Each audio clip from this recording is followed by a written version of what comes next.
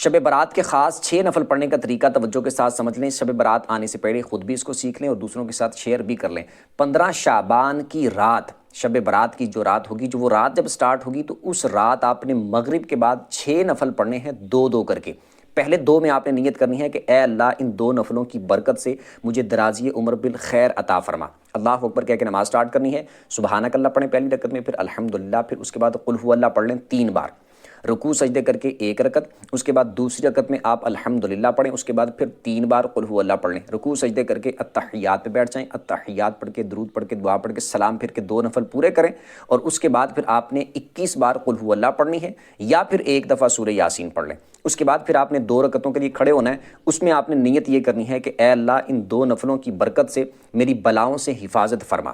اس کے بعد آپ نے اسی طرح سیم جس طرح پہلے میں نے بتایا 2 نفل پڑھنے ہیں، سیم اسی طریقے کے مطابق۔ پھر یہ 2 پڑھنے کے بعد آپ نے پھر 21 دفعہ قل هو اللہ پڑھ لینی ہے، یا پھر 1 دفعہ سورہ یاسین پڑھ لینی ہے۔ اس کے بعد پھر آپ نے 2 اور پڑھنے کے لیے کھڑے ہونا ہے، اس میں آپ نے نیت یہ کرنی ہے کہ اے اللہ ان 2 نفلوں کی برکت سے مجھے اپنے سوا کسی کا محتاج نہ کرنا۔